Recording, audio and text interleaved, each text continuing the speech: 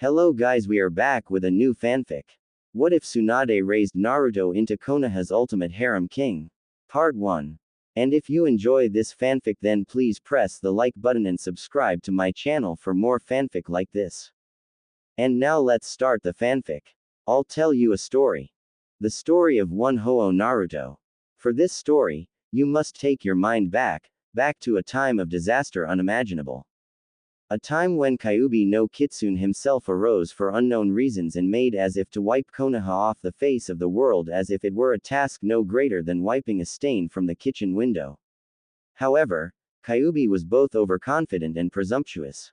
And, knowing that any living thing with these two faults could be defeated, Namikaze Minato, fourth Hokage of Konoha and holder of the feared title of Konoha's Yellow Flash, sealed the fox away in a more than ludicrous move. Jiraiya, one of the great Sanins, looked upon his only student, a man whom he could almost proudly call a son. Minato, you've done it. The old hermit asked, dreading either a positive or negative response for separate reasons. Yes, Ero-sensei, the mighty Hokage couldn't help but grin, referring to his teacher by his favorite nickname one last time. It's done.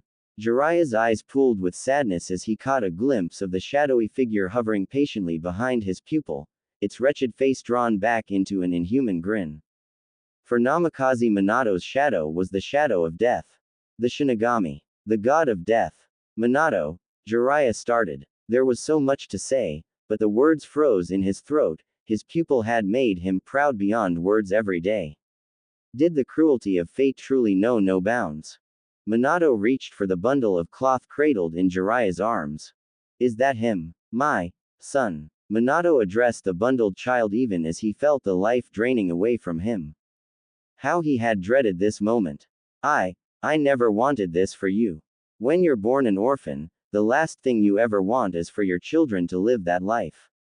The pain of being alone and watching families, alive and whole, be happy, or angry, or sad together while you must suffer with no one to catch you when you fall. Above all, I never, ever wanted this for you. Please, please, believe me. And, forgive me, my one and only son, I'm so sorry. Let's begin, Jiraiya suggested, eyes closed, for he couldn't bear to see the world right now. He would only see pain in a strong, proud man weeping for a bright future that he had worked all his life for, about to be crushed by his own two hands, the personification of death hovering behind, more substantial than ever. He felt the rain, as if the sky were crying as well on this darkest of dark nights. Minato, the indomitable fourth Hokage who never backed down, gave up, or lost, croaked out a "hi," as if it had to be forcefully ripped from the depths of his soul. Life above happiness, justice above life, duty above justice. But coming from a cold and empty childhood, when Minato found he would be a father, he had put family above all. But he loved his village like family, the people who had been there to see him grow up. He was a child of Konoha, if not of anyone else that he knew. And it was for their lives, along with the life of son, which would all be forfeit if the demon was not sealed into a proper container, that he was about to seal the worst of the demons inside his not-a-day-old child and condemn him to a future of unknown dangers. Through the painful irony, Namikaze Minato had never felt so ashamed. Konoha General Hospital X. The battle, if it could be called such, with Kyuubi no Kitsune had incurred many losses. An old, weary man pondered this as he walked down the somehow pristine corridors of Konoha's General Hospital. Responding to respectful, if subdued, bows and addresses of Sarutobi-sama, with an empathetic look and kind smile, Sarutobi could not help but feel a deep sorrow. Many losses. And not all of them physical. Spirit was at an all-time low. The crippling terror of the demon fox still lurked in the once bright eyes of men and women alike. Sarutobi sighed, but paused mid-stride as something caught his eye beyond the glass screen on his left. Tsunade. Hello Tsunade, the old man greeted, as he entered the dimly lit, empty room. Tsunade Ho-Oh was seen sitting on a chair, holding a bundle of cloth in her arms. She looked quite comfortable, and Sarutobi could only guess just how long she had been sitting there. Hello, Sarutobi-sensei. You're wearing that ugly hat again. The patron medic Nin observed. Ah yes, well since Minato's passing, it looks like I'll have to be Hokage again, for now. Sarutobi grimaced. He would gladly take up the responsibility for his village, but Minato had been the bright future of the next generation. Once again, he felt a deep sorrow for Konoha. Tsunade only grunted in response, seemingly remembering to be intensely annoyed with something. Something the matter, Tsunade? Damn right something's the matter. The blonde hissed, I found one of your medic nins trying to kill this infant with a scalpel. And, keep your voice down. I've only just gotten him to sleep. Sarutobi didn't miss how Tsunade sounded royally pissed and vaguely disgusted at the first part, and suddenly embarrassed at that last part. But there was an assassination attempt already. By a medic no less. Tsunade opted to carefully move the cloth from the sleeping bundle in her arms and show Sarutobi the damage. 6 black lines stretched across the infant's cheeks in a clear rendition of whiskers. Sarutobi flinched at the sight, but Tsunade pressed on. She used a solution on the scalpel to stop the blood from clotting, and another to stain the skin. Even when I heal it, it looks like a damn whisker tattoo, except I can't remove it like one. I'd be impressed if I weren't so goddamn disgusted. The reinstated Hokage, veteran of 100 gruesome battles, felt suddenly ill. Oh Minato. Sarutobi darkly lamented under his breath, perhaps you are better off dead. It would have only killed you 1,000 times to see your village act like this. To do this to a child, such a perversion of medical knowledge is disgusting. Tsunade looked at Sarutobi pointedly. Dully noting the dangerous look from his former pupil, Sarutobi reached into his bag of tricks and pulled out a technique he'd learned from an old friend of his who had become a successful lawyer. That is to say, he figuratively covered his with both hands and bent the truth until it looked like a pretzel. Of course I'll investigate into it right away, Tsunade. I'm sure it's just an isolated incident. I can't imagine a citizen of Konoha doing such a spiteful thing. Though, Sarutobi became gravely serious for a moment, of course the culprit will be harshly dealt with. There were no good excuses for attempting to assassinate one of Konoha's own children in Sarutobi's books. That seemed to appease Tsunade, well enough. She returned to staring intently at the sleeping babe. He involved in some sort of family feud. Sarutobi sighed. Truthfully, he didn't really know if this would just be an isolated incident at all. But he could hope. No, he's an orphan, I'm afraid. An orphan? Tsunade seemed to hold the child closer while trying to look like she wasn't doing anything of the sort. A fact that wasn't lost on Sarutobi. Tsunade, are you? What's his name? Tsunade interrupted. Not missing a beat, Sarutobi replied. Ah, there's a problem with his last name, but the first name is confirmed, Naruto. Naruto, Tsunade mused, testing the name on her tongue, the ramen topping. Sarutobi's sweat dropped. More like maelstrom than the ramen topping. Ho-oh Naruto, I like it. She rocked the child slightly. Do you like it, Naru-chan? In response, the infant yawned, which, let's face it, was the closest Tsunade was going to get to any kind of confirmation. Ho-oh Naruto it is, then. I'll send Shizune to deal with the papers later. Mother and child. Seeing his former pupil smiling brightly down at her just-adopted son, Sarutobi was suddenly overcome with an overwhelming sense of hope for the future. It was odd how, even in the aftermath of the bleakest days, he had found such a glowing sight. He didn't know what strange twist of fate had led these two to each other, but he was grateful. No, Sarutobi shook his head, that's not necessary. I'll handle it all. He's not just a normal child after all. I'll have to deal with the council, the old man sighed. You see, he's the container. The container, Tsunade echoed. Then as realization struck, she pulled the cloth around Naruto's stomach away, revealing Minato's seal. Tsunade frowned softly at it and did something a little unexpected. She didn't care at all. My poor Naru-chan, she caressed his hair consolingly. Not even in Konoha for a day and you're already in danger. I'm getting you out of here. She'd lost her husband and brother in Konoha. She'd be damned if she'd lose her newly adopted son here to some vengeful villager with a sharp object. Sarutobi flinched, acutely aware of Tsunade's current views on Konoha in respect to her loved ones. It was then that the old man came to a sudden realization. Tsunade, did you say you healed the child's wounds? I did heal him, but I didn't say anything about it. Tsunade informed. But your hemophobia, Sarutobi trailed off, referring to Tsunade's incapacitating fear of blood. Could it be? Tsunade stiffened reflexively at the mention of her condition. Well, I couldn't just let him bleed to death, it was true. Something about the kid made her want to viciously guard him from danger. Sarutobi looked quite surprised. Then she was cured. She was cured. I hear that the operation rooms are swamped, he hinted hopefully. Being the Hokage was more than a job, it was a lifestyle. Tsunade narrowed her eyes at her old sensei. For old time's sake, Sarutobi hazarded. I've been working all morning, for old time's sake. I'm getting Naru-chan out of here. Now. Sarutobi didn't give up. But this is still the place that Naruto's father built his legacy, he reminded the headstrong woman, he may want to visit here someday. And Konoha would forever be in your debt. Tsunade paused halfway out the door. That was true. If Naru-chan ever wanted something from Konoha, it might be good to have some swing here. She looked at the precious bundle in her arms, sighed, kissed him on the forehead, and gently handed him over to Sarutobi.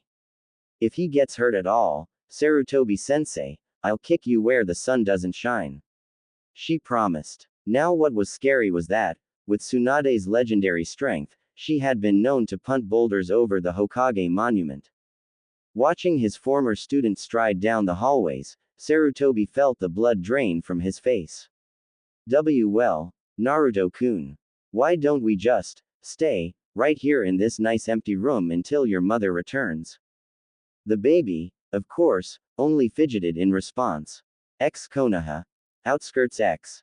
Shizune made a thoughtful sound as she looked over at the young Naruto in Tsunade's arms once again. Actually, she was glad for the change. Not that she didn't completely respect Tsunade, but no matter how you slice it, traveling with only your gamble maniac mentor for company could get so tedious. His name means maelstrom, right, Tsunade-sama? No, Tsunade disagreed, more like the ramen topping. Our ramen, it's cuter, Tsunade explained. I see, Shizune said, though really she didn't understand at all. By the way, Tsunade-sama, if you're going to be Naruto-kun's mother then, Not going to, Tsunade interrupted testily, I've already adopted him. He's my Naru-chan, have you been listening at all? Right, Shizune placated her mentor, whose rage itself was legendary, but, Oh, spit it out already. Tsunade sighed. Can I be his sister? Shizune blurted, surprising the Sanin. Fine, Tsunade said after a time, but I'm going to hold you responsible if you turn him into a spoiled brat. Shizune grinned widely. Oh, she'd always wanted a little brother. Can I hold him? She asked excitedly. Don't push your luck. Omake. A few days later Shizune, did you bring it? Tsunade asked, not diverting her intent gaze from the sleeping bundle that was Naruto. Hi, Tsunade-sama, Shizune replied dutifully, though, Naruto-kun isn't even awake to drink it and it's just going to cool down. Again. You fool, Tsunade berated, he's asleep now. But when he wakes up, he'll be hungry. The blonde tested the milk's temperature by shaking some onto her wrist. Shizune, get me a thermometer. I'm not sure this milk is properly lukewarm. And close that door. You're lowering the room temperature. Weeks after that thousands of ninjutsu in this goddamn world, Tsunade groused, and not even one diaper change no jutsu. Alright Naru-chan, all clean now. Tsunade-sama. Shizune appeared out of nowhere, you can't use language like that in front of an impressionable infant. They learn how to speak by imitation. Tsunade waved off the complaint. What are you talking about? He's a man, isn't he? He can swear at whoever he wants. Isn't that right, Naru-chan? Tsunade cooed, you're going to grow up and swear at all the assholes that deserve it, aren't you? Yes you are. Yes you are. She finished, rubbing the infant's stomach affectionately, who giggled in response. Shizune was quite horrified. Tsunade-sama. No, I won't allow it, you're corrupting him. Shizune declared as she stole her young and impressionable little brother from her mentor. You're intentionally swearing more than you do normally. Of course I am. Tsunade shot back, my Naru-chan won't take crap from anyone. He's going to grow up and tell off all kinds of people. Perverts, lawyers, political powers, old man Sarutobi, she trailed off. No way. He's my precious Odotu and I won't let you set such a bad example. I'm his mother, and I'll teach him to swear like a f-ing sailor if I want to. No. Shizune cried, covering Naruto's ears, Odotu, don't listen. And so it was that young Naruto came to be taken away from the village of Konoha and its villagers, festering resentment, not even being a day old. He grew up in a loving, if volatile, home. When it came down to it, what more did one really need? Many things happened, of course. Tsunade and Shizune were both medic nins. Obviously, they looked up various books on child psychology.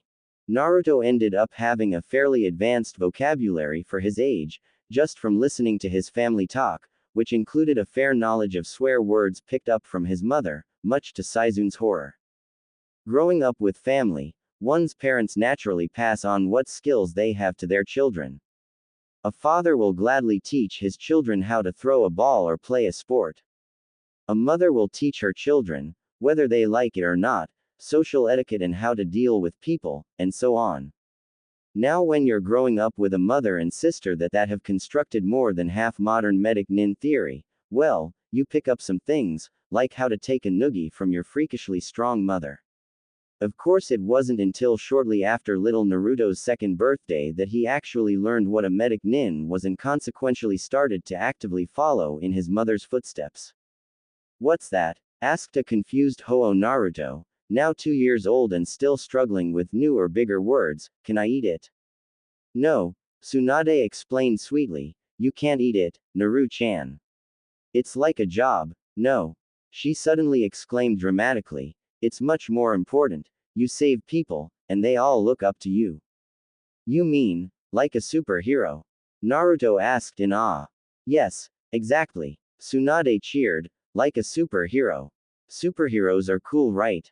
Tsunade-sama, came Shizune's voice as she barreled into the room, years saving her Odoto from corruption having practically giving her a sixth sense. Stop trying to manipulate Naruto-kun like that. You're talking nonsense, Shizune, why don't you take the day off? You can have paid leave, Tsunade offered. You don't even pay me, I volunteered to be your assistant. Shizune protested hotly, and you can't bribe me, I'm not going to let you manipulate my Odoto. Grr.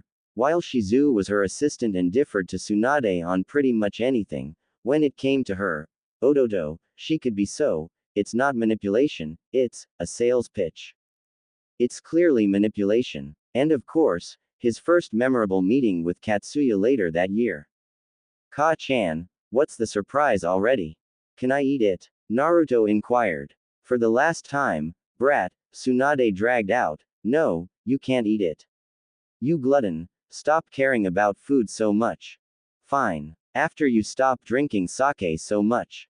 Naruto shot back. Of course, taking lip from her adopted son was pissing Tsunade off, but she only grinned. Why? Hee. Okay. Naru-chan, I'll show you the surprise now. Ready? Tsunade asked. Yeah. Tsunade flipped though the hand seals quickly. Boar, dog, bird, monkey, sheep, bite the thumb, a bit of blood on the palm, slam it into the ground, and Kuchio's no jutsu. Tsunade was treated to the sight of Naruto screaming like a little girl before hiding behind her legs and pointing fearfully. It's a giant slug. It's going to eat us. Katsuyu, meanwhile, was decidedly put out. Oh my, I won't eat you, Naruto-san. Don't worry. Sadly, Katsuyu's efforts had quite the opposite effect. Naruto screamed shrilly, it knows my name. It's a mind-reading, giant slug. Ka-chan, run for it. Tsunade-sama, Shizune muttered, maybe we should have told him about Katsuya-san before. Tsunade cleared her throat, why yes, and Naru-chan, don't war, she managed to get out before doubling over in laughter. Naruto was afraid Katsuya. Katsuya the vegetarian. He screamed like a girl. Naruto-san, I'm your mother's summon, Katsuya explained, trying to coax the child from behind his adopted sister's legs, now that his old cover spot had been compromised due to it, laughing uproariously. You don't have to worry, she's told me all about you. Oh, of course. I knew that, Naruto claimed as he shakily came to stand before the giant slug. I just have an irrational fear of slugs, Naruto provided weakly, I've gotten over it now though. I see, was the only response from Katsuyu, who was, honestly, a bit amused and somewhat enamored with Naruto's cute antics. Well, I hope that means we can be friends, Naruto-san. I'd be honored, Katsuyu-san. Naruto smartly replied and bowed smoothly, please don't mind Ka-sama.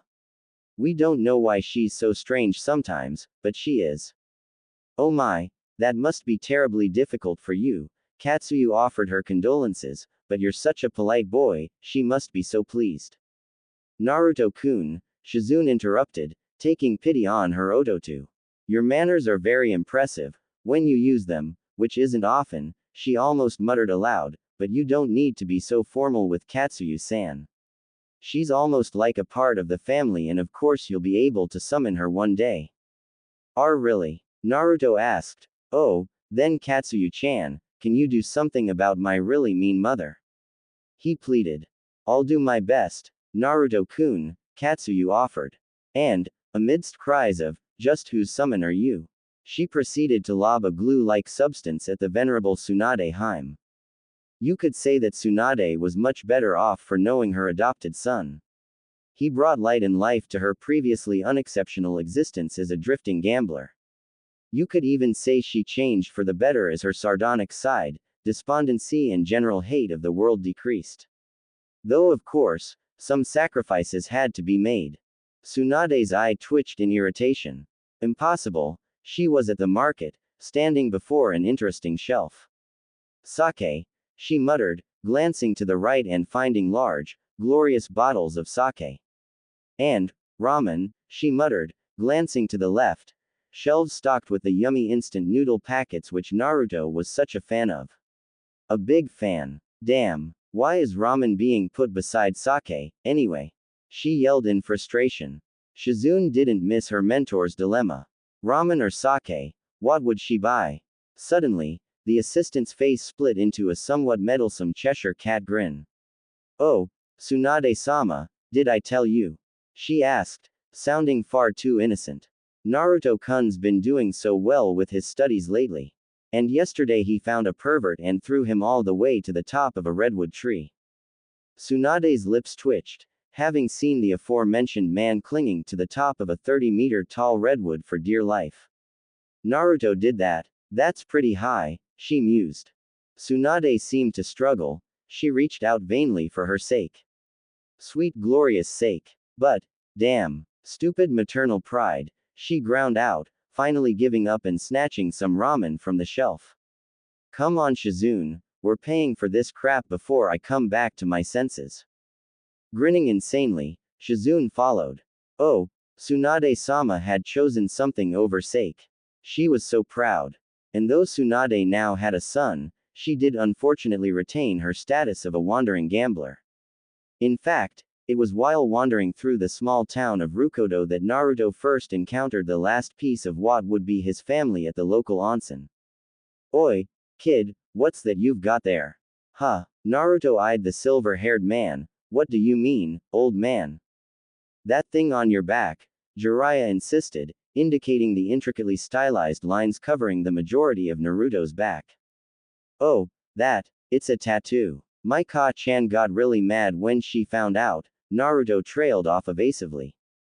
That's no tattoo kid, it's a seal, Jiraiya said shortly, causing Naruto to narrow his eyes at the stranger. If you know what it is, then don't ask. Naruto snapped. How the did this guy distinguish the seal Ka-chan put on his back from a tattoo?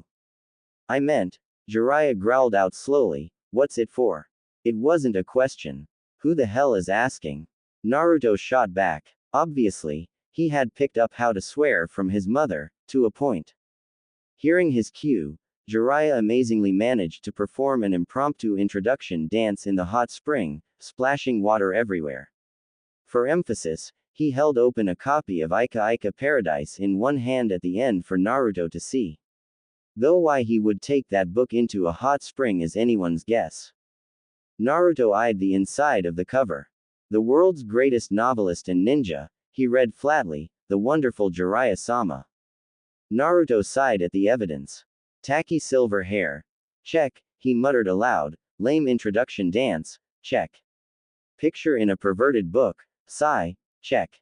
Yeah, it's him. Naruto suddenly turned his head to the wall separating the men's bath from the female's side. Hey, Ka-chan, I found Uncle Jiraiya. Though Naruto had never met the man, his mother had regretfully informed that, between Jiraiya's history as part of her genin team, which was almost like her second family growing up, and his status as the close mentor of Naruto's biological father, Jiraiya was more than qualified for the position of uncle, if he wanted it. Tsunade swore. A lot. In fact, if Naruto hadn't been so used to it by now, he'd have been scarred for life. Naru-chan. If that idiot starts peeking, beat the living hell out of him. Which brings us to our present scene. Some years, and much history after Naruto's first encounter with his uncle, our hero is found standing in a small clearing within the forest behind his current house one moonlit night. Once again, Naruto's fist made contact with the unforgiving rock. The resounding thwack, going unnoticed by the blonde as he continued to pound away relentlessly at the boulder in front of him. His strength was steadily, if achingly slowly, approaching his mother's freakish level. The crescent-shaped slab of rock he was pounding on, which had once been a boulder, was a testament to the fact. Chips and splinters of rock littered the ground around him, reminiscent of so much broken glass. Isn't it past your bedtime, brat?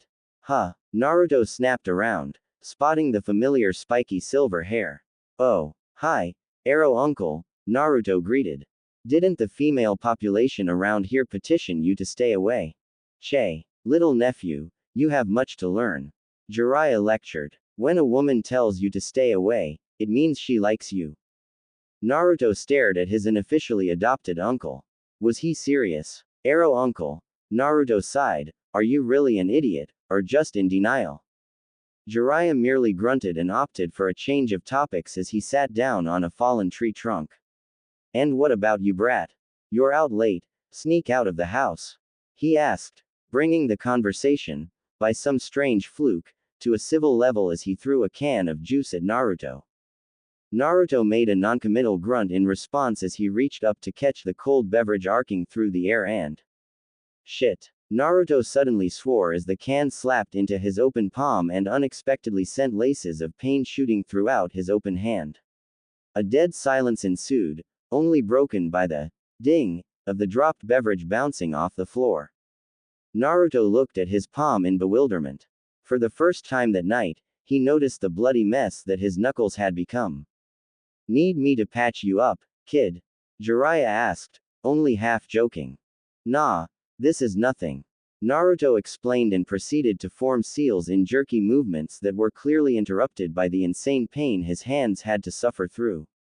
A few agonizing seconds later, not that he showed just how much pain he was in, Naruto picked up the fallen beverage and joined the old man on the impromptu bench, completely healed.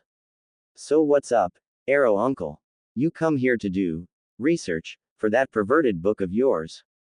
Peeking. Nah. Jiraiya explained, I actually came looking for you, kid. Haven't seen you for a while. Naruto felt the older man reach over and muss up his hair affectionately, and asked, really? Sure. The frog hermit grunted, I even missed your 4th birthday, remember? Though I'm not saying I won't do some sightseeing before I go. Naruto ignored his uncle's sudden perverted chuckle. No, it's fine. You sent a card with Gamakochi. Jiraiya sounded thoughtful. You know, any normal kid would be complaining or demanding presents by now. Naruto merely scoffed at the thought. Normal. What's that have to do with me? True. You're a pretty weird kid. Normal isn't sneaking out at night to punch some rock until it gives up and crumbles into rubble. A silence stretched out to follow Jiraiya's last statement. He held his tongue as he saw the medic nin in training frown at his can of apple juice. You know how I never told you what that seal on my back was for. Indeed, Jiraiya remembered the seal well. Frankly, he was impressed that Tsunade could pull something so complicated off. How many months or years had it taken her? Well, Naruto continued, it's not really for sealing anything. It just alters this one, he mumbled, lifting up his shirt and exposing nothing. You can't see it, but it's there. The Kyuubi's seal, Naruto muttered.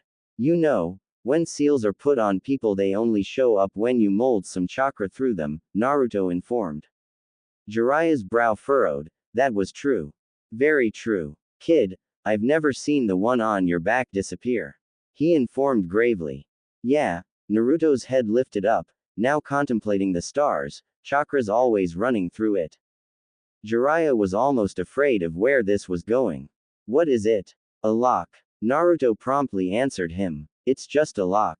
It keeps the Kyuubi's chakra from touching mine. But, why? Jiraiya asked in befuddlement. A medic nin needs very high chakra control, he stated as if it were a simple and profound fact of life. And even Ka-chan's battle techniques need a lot of control, and I can't, Naruto sighed, I can't reach the right level with Kyuubi's chakra mixing with mine. I don't understand it much, but it's a lock, Naruto reiterated, it cuts Kyuubi out of the loop. And it seals off a quarter of my chakra to stay active all the time. 25%, huh? That's pretty steep. Jiraiya carefully informed, Minato's seal will grow with you, so your mother's will have to grow to match it. That's 25% of your chakra that you'll never see for the rest of your life. Just to make it as if Kyuubi wasn't there. Naruto didn't seem fazed. In fact, the little boy seemed much older than he was. There's more to pay than that. I was chosen as the container because I was born the closest to when Kyuubi was sealed. My body is the container. And to stay the container, Ka-chan's seal will fade once a month and adjust my body. Jiraiya grimaced. So once a month as Kyuubi's chakra is open to you and your body is forced to alter itself, which day is it? Naruto nodded. Nei-chan picked out the day. She said making it work once every new moon would be more convenient. It's not bad, but I can't fight or train very well. I feel sick and cough up blood a lot. Ah, Jiraiya couldn't hold it anymore. I knew Tsunade was paranoid about Minato's seal, but I hadn't even considered this. Listen Naruto, having the Kyuubi sealed in you shoots your chakra control to hell, but it's not all bad. Minato's seal will let you heal faster and have more chakra converted slowly from Kyuubi. It balances out. You can't reach the ridiculous heights of control that Tsunade has, but... Naruto stood up and faced his uncle with a determined look. I need chakra control to be the heir to Ka-chan's techniques, he said firmly, his face taking on a more fierce tone as he continued. And I don't need help from the Kyuubi for that, or anything else. Jiraiya looked surprised, but ended up chuckling wryly and conceding the point after a time. Once Naruto's made up his mind like this, well, you either agree or get out of the way. And Jiraiya could very well understand the boy's sentiments regarding getting far under his own power. Alright kid, I get it. Sit back down already. It was then that Jiraiya made a wistful observation, all children have the desire to surpass their parents. Such a sweet little kid, aren't you, Naru-chan? Naruto smiled, bearing the brunt of Jiraiya's jibe, just glad to see that his uncle understood his decision. Don't sound so laid back, old man, Naruto countered cheekily, I'll surpass you, too. HMPH. Jiraiya snorted contemptuously as he made a show of flipping off the log dramatically. A brat like you, Kyuubi already shot your chakra control to hell. You have absolutely no natural talent for it at all. You can only use 75% of your chakra, and to top it off, you're an idiot. What did you say? Naruto demanded, lunging for the famed pervert's throat. And you're loud. Jiraiya yelled back as he dodged Naruto's lunges with ease, you're the worst possible person to try and become a ninja. Naruto growled and charged again. This wasn't playful banter anymore, this was war. But, Jiraiya thundered, causing Naruto to pause in his tracks and listen interestedly. You got guts, kid. Jiraiya smiled proudly as he continued. You built your chakra control up from scratch to something damn impressive for your age. And you never let your 25% chakra handicap slow you down, you just worked harder. You really aren't a genius like some other kids, your book smarts isn't anything impressive. But you're always reading a scroll or book whenever you walk anywhere. You had me, Shizune, and your mother to teach you, but in the end you grew damn strong, kid, under your own power. Naruto almost got teary-eyed. Almost. His uncle sure had a roundabout way of delivering praise, that was for sure. The boy walked up to the man and gave him a wide smile. You forgot something, Naruto informed. Yeah, Jiraiya asked, amused. Yeah, I'm loud but, Naruto cocked his fist back, I can trick idiots like you any day. Wham! Ugh! Jiraiya groaned as he peeled himself off of the tree Naruto's punch had sent him sailing into. Damn brat, I take back everything I said. You're useless. K. Naruto snorted, you think you can insult me and then get away with it by saying some other stuff.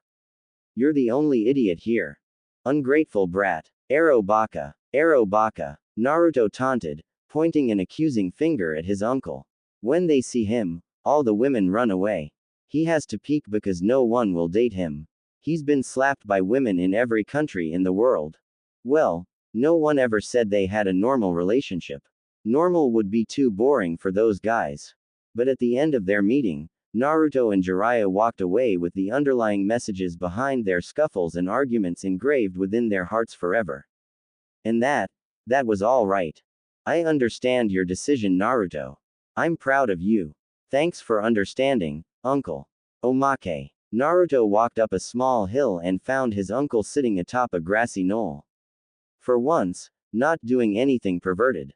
Yo, Arrow uncle, what's that thing? Jiraiya just grunted and continued to twist the little multicolored cube in his hands.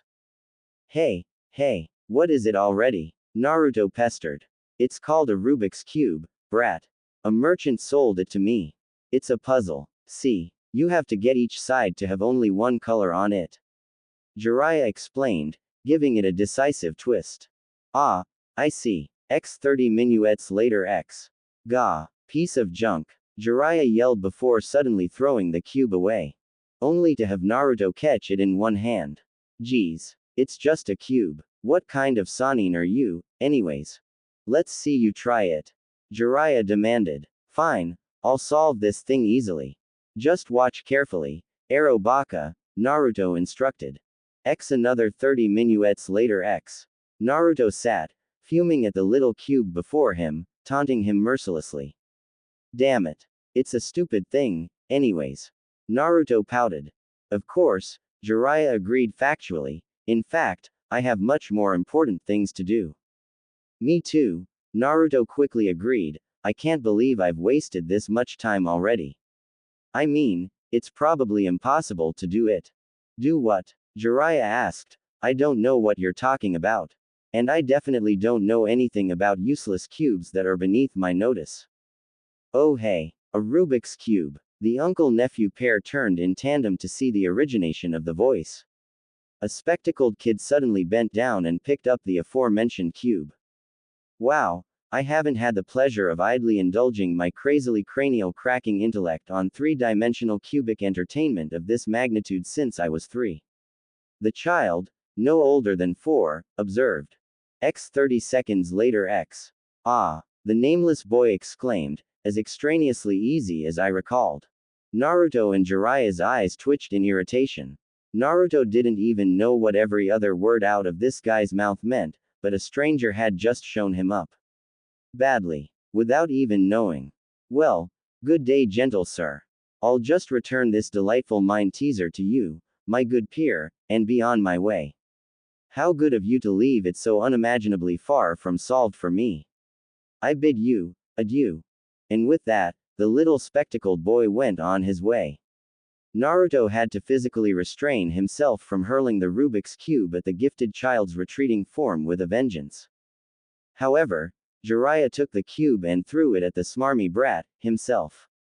This never happened. Jiraiya insisted. Naruto could only nod fiercely in agreement. Next week X. Yo, Tsunade, Jiraiya greeted as he entered his old teammate's current abode. Jiraiya, Tsunade drawled from the kitchen. How coincidental. You managed to somehow drop by just as dinner was prepared. Again. And I'm sure that you must be very hungry after traveling so far. Again. And I'm sure you won't leave me alone until I let your freeloading eat for free. Again. Wow, Tsunade. You really are a remarkably astute woman. Twack. Jiraiya was hit in the head by a flying projectile of the egg timer nature. But hey, it was worth it. Free food. It didn't matter that he actually had loads of cash. Freeness was bliss, plain and simple. Jiraiya sounded intrigued as he spotted an innocent-looking cube perched on the counter. Tsunade, what's that? The slug Sanin followed his gaze. Oh that, Naru-chan kept bugging me to buy him this thing a while ago. Kid kept carrying it with him and fiddling with it when he wasn't training. I swear he wouldn't put the damn thing down, even though it pissed the hell out of him. And then, she shook her head wonderingly, when he finished it, he just put it on the windowsill and left it. Tsunade shot her old teammate a look. What do you know about it? Jiraiya grinned madly. So, the brat didn't give up after all. He kept going for a week even after all that happened. For what? To gloat? For praise? No. To accomplish what he couldn't before. To not back down. Kids got guts, he informed, feeling somehow insurmountably impressed. Tsunade's eyebrow delicately rose in that way that made people feel like they were idiots. What, are you just finding this out now? You really are slow, aren't you, Ero Baka? Jiraiya's pride stung painfully. Too painfully to reply. He felt like he'd been verbally punched in the gut. Naruto suddenly strolled into the room, his pristine white clothes now covered in mud. He looked over and noticed the shocked and insulted look his uncle was sporting. Ah, Ero Baka is here again. I should call you Ero Freeloader, but it's too long, he informed pointedly. I'm going to take a shower, Ka-chan. Naruto yelled over his shoulder as walked past the stunned form of his uncle. Make sure Ero Freeloader doesn't eat all the food before I'm done. Tsunade smiled proudly. That's her Naru-chan, putting idiots in their place and throwing insults at perverts with pinpoint accuracy. Ah, she was so proud. For the Huas, days passed by in more of the same fashion. Neither the Huas nor Jiraiya were known for staying in one place for very long. The Huas wandered Fire Country, occasionally stopping for months at a time in any one village, renting apartments or houses. Jiraiya spent most of his time around Fire Country as well, though he wandered the world. It was never a great surprise to see him making short visits to wherever his nephew happened to be, staying just a bit longer than he normally did in a particular city. It was even less of a surprise for him to sit in for some free food with the barest of excuses, and absolutely no invitation. Naruto continued to make steady progress with his studies. Despite Shizun's always ready praise, he could not help but feel inadequate. He hadn't his mother's nor his sister's natural affinity for manipulating chakra, still being leagues behind the ability they had displayed during their first years of General Academy training. It would only be natural, if sad, for an adopted child like him to gain the concept within his subconscious that he was simply a damaged child. Kyuubi's existence had done nothing if not been a damage to his natural stats, after all. He had no natural affinity for chakra manipulation to speak of. Where his mother had started off already gifted in the chakra control field and advanced by leaps and bounds, Naruto staggered forwards. As it was, he seemed determined to pay off the difference with raw effort. If Naruto was seen building sandcastles or catching bugs, it was because he was out of chakra. If he was seen lying on the ground, it was because he was out of physical energy as well. One would think that the issues of Naruto's apparent inability compared to his mother, though he was supposedly her heir, might have caused a rift or awkwardness. And perhaps it might have, if only Naruto and Tsunade hadn't known such things from day one. And all parties concerned weren't dealing with the reality of his situation with only minimal concern or effort. As it was, the issue just never came up. They were just those kinds of people. You could say that when Tsunade adopted him, Naruto became her child for life. Shizune was of a similar disposition, as evident by her fierce guarding of her precious Odoto from her mentor's attempts at corruption and general manipulation, though he seemed more independent by now. Perhaps it was due to these strong family bonds of love that drove Naruto to join his sister in the ongoing war to get his mother to diminish her much-cherished sake and gambling habits. Then again, perhaps Naruto was just a brash kid that had absolutely no problems with letting someone know when they were being stupid. Either way is plausible. However, the immediately relevant point is simply that during the year several subjects were touched upon. And in fact, it was halfway through the year that the subject of Jiraiya's ability as a teacher came into question. On this particular day, a now 5-year-old Naruto was found squatting down on the ground, hunched over some object of interest. He seemed to be absorbed in whatever it was that he was doing, and so Jiraiya had no problem sneaking up to him. Jiraiya had just made it into town. It had been a month since he'd last seen his adopted nephew, and he was wondering how the brat was doing. So here he was. "Oi, Naruto," he prompted, startling the boy out of his reverie. "Huh, oh, it's just Arrow uncle," Naruto observed, standing up and dusting off his pants with one hand. "We already ate lunch, so you can't invite yourself to eat all our food today." He held up the other hand to the sky. In it was a small blue bird, wing finally healed and once again ready to soar into the sky.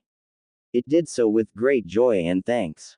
"Really? Damn," Jiraiya muttered. Shizune was one hell of a cook. "I mean," he coughed into his fist, "do you really think so little of me, Naruto?" "It's not just me," Naruto pointed out factually. "Everyone thinks about you like that." Needless to say, that elicited a response. "Ungrateful brat," Jiraiya shouted. It was one of his favorite phrases of all time. "What are you talking about? I have nothing to be grateful for." Naruto shouted back. "You're only good for practicing how to heal slap marks." Well, that wasn't completely true. He also made a good test subject for weak poisons and subsequent antidotes whenever he was in particular need of divine retribution for something which usually involved him using Naruto as a scapegoat. Sure, the old man might summon some frogs to help his nephew train before running off to be perverted, but the way Naruto saw it, that was mostly the frogs being useful. "Fine. Jiraiya. Humph, Ed.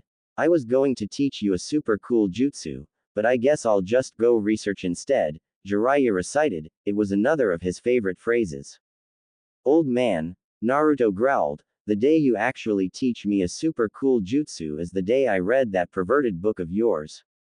Naruto argued, pointing his finger accusingly at his uncle. Jiraiya's eyes widened and suddenly filled with a terrible gleam. "Deal," he shouted, grabbing Naruto's outstretched hand and giving it a vigorous handshake. "Wait, what?" Naruto said dumbly. "No way, I take it back. I don't want to read your stupid perverted book." "Too late, brat. I may be old, but I can still trick idiots like you any day," he gleefully proclaimed, reversing a line Naruto had used on him before. "Wah, bah," Naruto mumbled incoherently. The old man had tricked him. Naruto. He'd just been roped into reading a perverted book. He was in shock. Later. Naruto sighed. He couldn't believe this was happening. If his mother ever found out, he was dead. He sat cross-legged on the ground, watching his teacher take up a lecturing pose. "Okay, kid," Jiraiya began, looking like he was actually going to take this seriously. "You know how you're always doing chakra control exercises?" "Yeah, yet, despite your constant efforts," Jiraiya continued, "you're still a complete failure compared to your mother and sister." "Shut up," Naruto snapped. Jiraiya internally admitted that perhaps he hadn't made the fairest comparison. Tsunade and Shizune were like gods when it came to chakra control, and the brat had actually gotten pretty damn good. Of course, Jiraiya wasn't going to be the one to tell him that more than once or twice a year. Anyway, the point is that you're always burning out your chakra, Jiraiya concluded. It's unexpected, but because of that, you have some massive reserves for a kid your age, even with your Kyuubi suppression thing taking 25%. You could say chakra is like a muscle. The more you use it, the greater it becomes. Yeah, well, I guess so, Naruto mused. So you see, your useless attempts at getting better are good for something after all. Enough already, Naruto shouted, shaking his fist angrily. And it's not useless, I am getting better. You said so, too. He defended. Just teach me, you idiot. Ah, sweet revenge. Jiraiya was basking in the fact that he was getting back at his nephew for all of the brat's disrespect. Which mostly centered around Jiraiya's perverted work, which was very important to the frog hermit. But back to work. Did you know that in Konoha, the Uchiha clan used to teach its kids the C-rank technique Kaden, Gokyaku no Jutsu? It was some sort of rite of passage. Naruto blinked. Gokaku no Jutsu. Great fireball technique. I'm going to learn to shoot a fireball. He asked, excitedly. Oh, the first thing he'd do was toast that arrow baka. No, Jiraiya said pointedly. You already have the chakra for it, so we're just going to skip Hausenka, Gokaku, and all that low-rank, kiddie stuff. Wait, skip? Naruto asked skeptically. He was getting a bad feeling about this. The useful B-rank jutsu. Kaden, Karyu Enden. Here, stand like this, he said, spreading his feet apart. Naruto followed suit. The seals are rat, horse, tiger, dog, ox, dragon, horse, hare, and tiger. Mold the chakra so that it ends up flowing into your lungs and then blow it out. Think of a fire dragon when you do. Naruto eventually managed to remember all the instructions. That's a lot of hand seals, but it doesn't sound so hard. Just tiring. Okay. He closed his eyes and began concentrating on how his chakra was molding as he slowly moved through the hand seals. Actually, you'll probably, Jiraiya trailed off. Kaden. Karyu and Ak. A small flame issued forth, and Naruto fell to his knees clutching his burnt lips while utilizing a few of his adopted mother's more choice swear words. He began to flip through a more familiar set of hand seals. Jiraiya watched amusedly as Naruto held up a glowing yellow palm of chakra to his mouth. Hey, Jiraiya observed that the brat's lips were still burned, can't you just heal it? Naruto shot his uncle a look as he quickly rifled through his inside coat pockets. He developed a kind of lisp from having his lips burned. I don't know that one yet. He defended. I just numbed the pain a little. Naruto proceeded to pull out a vial of clear blue liquid and apply it to his lips. Hare, horse, bird, monkey, dog, kashu nenko fukasu no jutsu. Another palm of yellow chakra later, Naruto was in good health. Jiraiya's eyebrows rose. Oddly, Naruto didn't really blame his uncle for the burn. Not that he'd let the pervert know that. In an attempt to knock his temporary teacher out of his stupor, he opted to explain himself. Since I don't know the first-degree burn heal, I have to combine an ointment of East Fire Root and the burn ointment accelerator technique. Jiraiya's eyebrows remained up. Brat was full of surprises. He actually sounded like he knew what he was talking about. With the way the kid normally talked, it was easy to forget that he actually studied. Naruto shot his uncle a flat look. Yeah, I didn't think you'd understand. Listen, Arrow Baka, I can only heal burns if I have this bottle of stuff right now, okay? Back to work, he snapped. Nightfall X. The vial of ointment lay on its side, empty.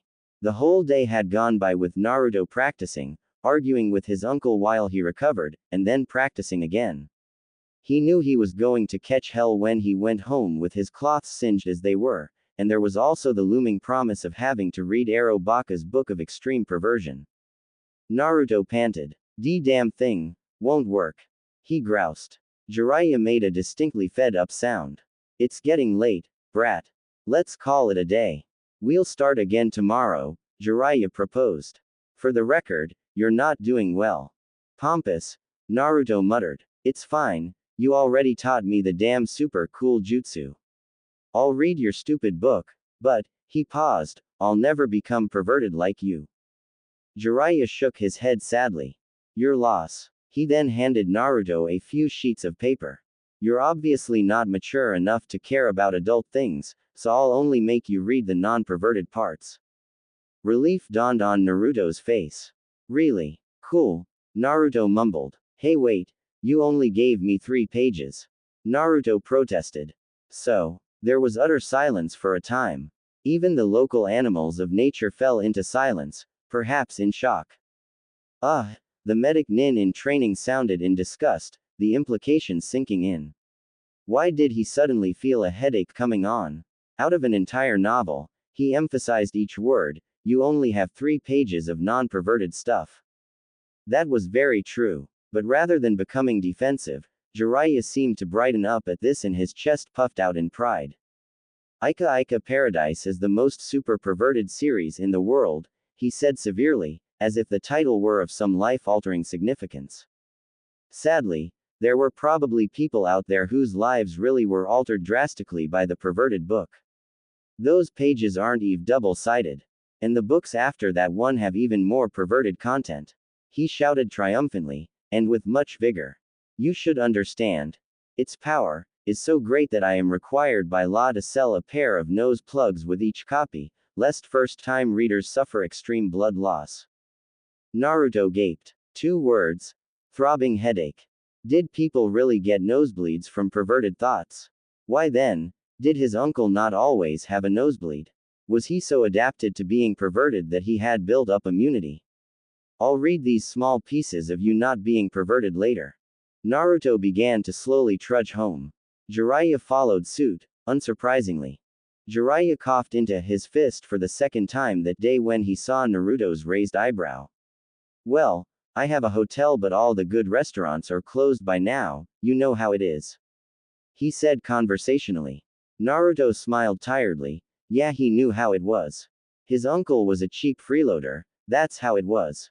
Well, since you actually weren't useless for a change, I guess I won't complain. Come on Arrow freeloader, I'll try and keep Ka-chan from attacking you with the egg timer again. As they trudged along, there was one thing Naruto couldn't stop thinking about. I still think it's weird that you didn't try to make me read the whole perverted book. Are you kidding? Jiraiya asked scandalously. Your mother would beat me to death, and your sister would just kill me in my sleep. Ah, that makes sense. And this closed the subject of Jiraiya's uselessness. In regards to the Karyuenden, after more than a week of practice and empty bottles of East Fire root, Naruto still couldn't do it. Not ready to give up completely, Naruto nonetheless put it lower on his list of priorities. He considered it good training, but hopes of actually using the technique itself seemed slim for the near future. There was clearly something wrong. Regardless, more subjects would be addressed this year. The subject of Konoha was a bit of a touchy one for the Huas. Or rather, it was to Tsunade. Due to the scars of her past, Konoha for Tsunade was both a nest of painful memories and a place which she distrusted greatly. Unfortunately for her, at that time in the shinobi world, the country one was born in dictated the village they could become a ninja of, meaning Naruto would have to go to Konoha. It was a fact, an eventuality. And it was this eventuality that saw the Huas visiting Konoha shortly before Naruto's 6th birthday. The exact purpose itself for the visit was somehow foggy. But Konoha was something that the Huas would have to face sooner or later. The Grand Gates of Konoha are one of the most widely known landmarks in the current shinobi world. It's not that hard to believe. The daunting sight was certainly something that one would remember and bring tales of back to his or her own village. The twin gates were constructed from trees that the first Hokage himself had called forth. With a height that easily equated to at least 3 stories and a density that made the wood all but diamond hard, the Grand Gates of Konoha were, like many of the world's widely known landmarks, completely and utterly useless. They were just too damn heavy. It was impractical. In fact, due to the daunting need of at least several hardy taijutsu specialists to open and close the gate each and every time such an act was required, the Grand Gates of Konoha were practically never used. Still, it was a sight to behold. To a merchant that frequented Konoha, it might only warrant a small pause and short look of awe. To an assaulting enemy force, it would look like an impenetrable barrier that would strip away all hope and fighting spirit. To Shizune, it looked like something mildly interesting that she was considering sounding very excited about, for her Otutu's benefit. The fact was, Katsuyu was bigger. To Tsunade, it just looked like a big door. This most likely stemmed from the fact that she could open and close it regularly without a team of taijutsu specialists breaking into dry heaves, as if it really were nothing more than a large door. No, it was what lay beyond that door which intimidated her. For beyond that door was fear, uncertainty, danger. Not for her, of course. No, damnable Konoha wouldn't take her. It struck at who she loved most in the whole world. The dearest lights of her life had been swallowed up and taken away. Because death was a release and life without your light was a living hell. Dying heroically or whatever, dead was dead. And Nawaki and Dan didn't deserve to die, not like that. And now, Tsunade took a deep breath. She was about to walk the third and dearest light of her life straight into the village that had claimed the other two. The Sannin growled. She didn't like this. She definitely didn't like this. She was a gambler. Hell, the kanji on her coat meant, gamble. But she didn't gamble with her child's life. Not ever. This was just so wrong. She wasn't an idiot. She knew that her views of Konoha were skewed at best, but when your little brother dies on a supposedly safe and simple mission, and your significant other dies bleeding to death in your arms before you can even have your honeymoon, just as you're starting to regain hope in life not being a twisted tunnel of emotional pain and hell, well, you start to see a trend. And it's not a good trend. This was just so wrong. Little Naruto looked up at the mega-sized gates before him. Of course, his head had to be craned back like crazy so that he could actually see the size of it rather than just a solid expanse of wood. As an aspiring medic nin, he was aware that craning your neck back this much and this long was actually pretty bad for you, but wow. Those were some big doors. And on the other side of them, home. He wasn't sure. He hadn't even ever been inside of Konoha, except for the day he spent there as an infant. Did just being born there let him call it home? If not, then where was home? Rudoku, where he'd first met his adopted uncle. Hitaro, where his mother had worked an all-time record of 2 weeks in a row at the local apothecary to pay off at least some of their debt for a change. Keiseigo, where his wandering family had stayed the longest. Ka-chan, Naruto finally spoke, are we home? Tsunade's paternal heart endured a stab of pain at the odd question. Just what did that mean? Was all the traveling getting to him? To her, home was wherever her Naruto was. But if Naruto wanted to stay here, could she call it home? We'll see, Naru-chan. Tsunade promised, we'll see. And now, apparently done with the sightseeing, Tsunade calmly placed her right palm onto one of the monolithic doors, and pushed. Shizune watched as her mentor calmly proceeded to force open the monolithic grand gates of Konoha with one hand. Shizune would be the first to tell you that Tsunade was the one that worried over Naruto the most, yet she looked so calm at this point. It was an odd trait that Tsunade and Naruto were prone to exhibiting. When the moment of truth arrived, they would become suddenly calm, if fiercely determined or some such other emotion. All fretting and, what ifs and, if onlys were thrown out the window. Problems were quickly ascertained, then dealt with in much the same manner. The past was left behind and assumptions were prone to being discarded in an instant. Where someone else would widen their eyes in shock and lose their footing, her mentor and Odoto would narrow their eyes and decimate what obstacles stood ahead. Naruto had even coined a phrase off of that by accident one morning during breakfast conversation. When you have nowhere to move but forwards, don't look back.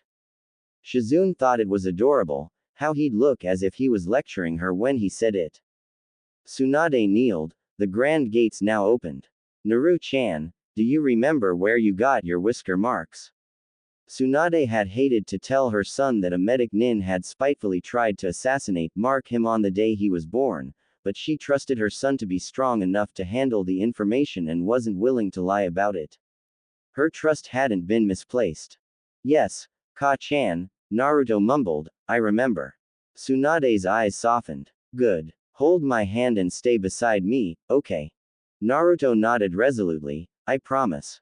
And as Tsunade took his hand in hers and smoothly entered Konoha with her son by her side and her attendant trailing behind her, Tsunade wondered, what did home mean to Naruto? Konoha. Interior X. It was a generic day at the crowded outskirts of Konoha's market district. Meaning it was sunny, with a few clouds drifting lazily in the sky.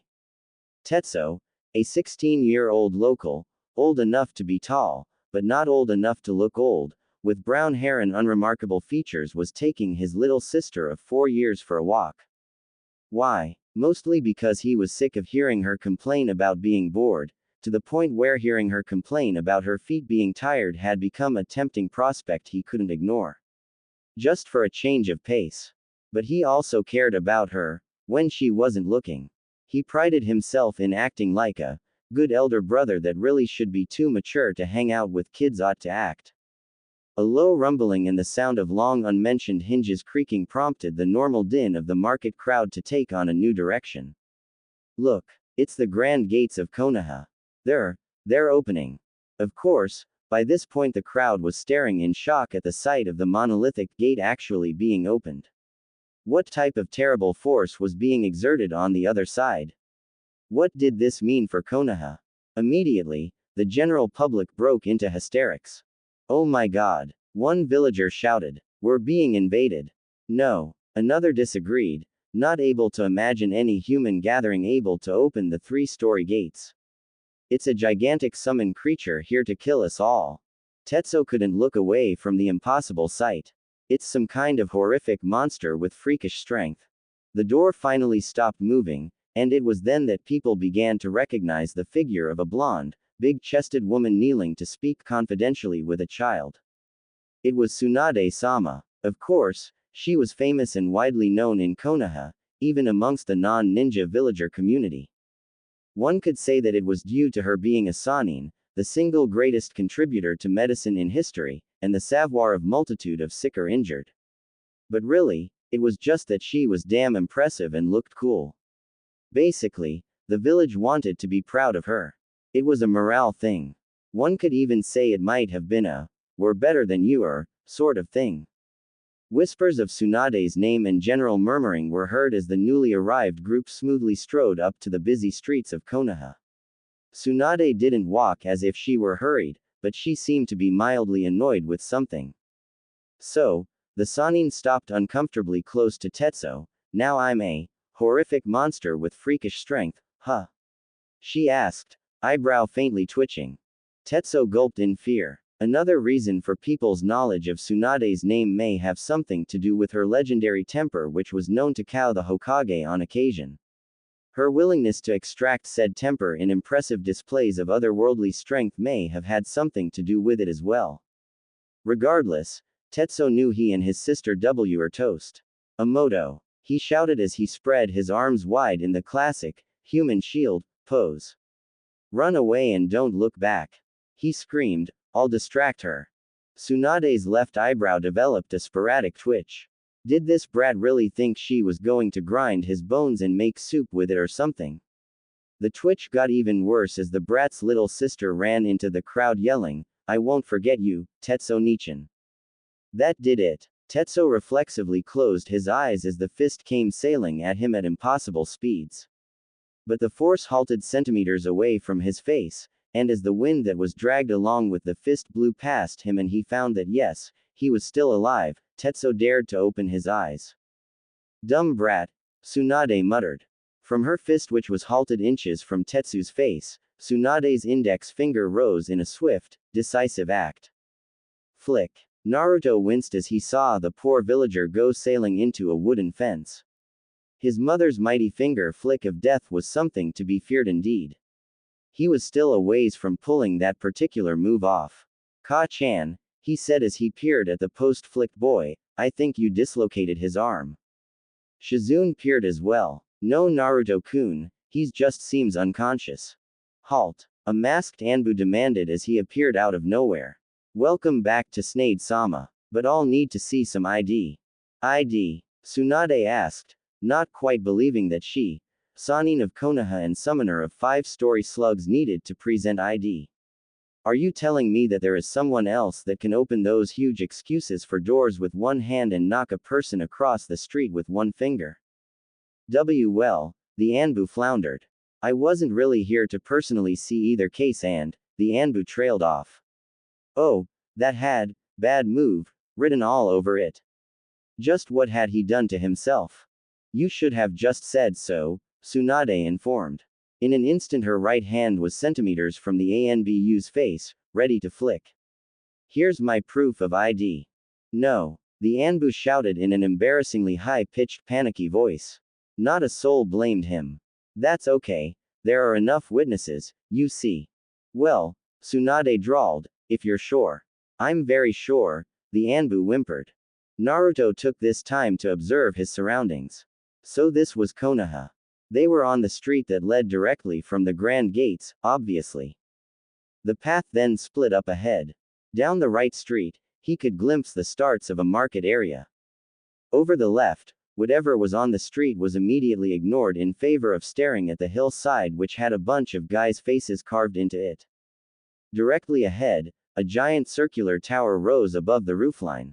He also caught sight of a banner advertising his uncle's perverted books above a building, as well as an impressively big house to his left that was surrounded by trees. All in all, it seemed like a good place. But slowly he felt the gazes of the villagers shift away from his mother and towards himself. Towards his whisker marks. He wondered, would they see Ho-Oh Naruto, Sannin Tsunade's son, or would they see Naruto, Kyuubi no Kitsune's container? We've come back, Shizune said wistfully to the wind. It's been a long time. Seeing his adopted sister's apparent relief or joy at returning to her village of birth, Naruto wondered if he dared share his concerns with her. She worried too much as it was. Yes, Tsunade agreed, voice lined with a vague concern. But if I say, I'm back, will Konoha say, welcome back? Naruto looked at his mother questioningly. The woman shot her son a soft smile. Naruto, Tsunade began softly. Home is where someone you care about is waiting to say, welcome back. Naruto's eyes shot wide in awe at this concept, the words burning into his memory forever. Slowly, he nodded to his mother and after a time smoothly lifted his gaze skywards. The breeze played wistfully with his hair. I'm back, Konoha. Omake. The subject of Tsunade's gambling came to a head one morning. The roar of the argument had long since scared all the wildlife away from the Hau's current house of residence. Tension was high. Each word was shouted with alarming force between the two fierce verbal combatants. I thought it was just a hobby that you spent money on. Naruto proclaimed feveredly. It is my hobby, you idiot. Tsunade shouted back, clearly beyond ticked off at this point. No, it's not. It's a competition and you suck at it. Naruto accused. What? Tsunade exclaimed in shock. The sting was extreme. That was a sensitive subject for her. No more ramen, brat. She vengefully commanded. No more ramen. Naruto felt like he'd suffered a terrible blow. But he regrouped alarmingly quickly. He'd have to endure. All this time he hadn't understood the true nature of this gamble, but now he knew. And things had gone on long enough. It's the truth. They call you the legendary sucker, Ka-chan. You suck so much, it's legendary. Shizune hadn't really thought of this aspect, she'd always been more concerned about the monetary side. The whole, we're in debt and it's both shameful and hazardous to our livelihoods, aspect. Though her Otutu's concerns somehow fit his personality to a.t. And of course, she was glad that Naruto was finally taking a position against her mentor's gambling. At least, she thought he was. That, Tsunade floundered. You're not even wasting our money doing something interesting, you're wasting it playing a game you suck at. Naruto insisted. At least waste it on something cool. Tsunade glared down at her adopted son. That will change. Statistically, I have to hit some kind of jackpot. No, Naruto disagreed, statistically, you suck. It was at this point that a rage-filled punch sent Naruto crashing through the front door, which was thankfully open.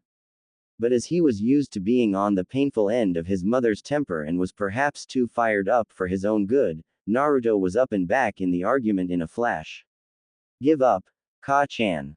Find something you're good at, or at least something you're not really bad at. No, Tsunade glared stubbornly, she should have punched the brat harder. Damn it, I want to gamble. Fine. Naruto threw up his hands in frustration. But can't you not suck so much? Get training or something, he demanded. Work harder, damn it. Suddenly, Shizune didn't like the way this conversation was going. Work harder? Tsunade asked, shocked. Work harder. I've been gambling for 13 $+ years straight. That's training for longer than you've been alive. And, Naruto glared, you still suck.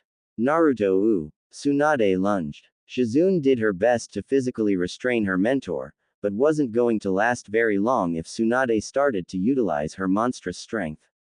You think it's easy? I'd like to see you try. Fine. Naruto shot back. If I completely fail, then at least you won't be lonely.